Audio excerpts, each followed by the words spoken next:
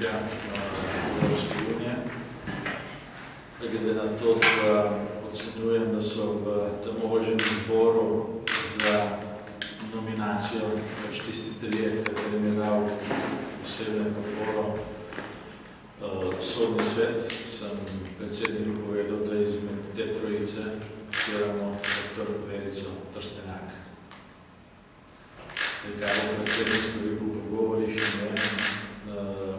ocenjujem, da je prav, da eno izmed sodnih instanc v okviru Evropske unije predlagamo tudi žensko.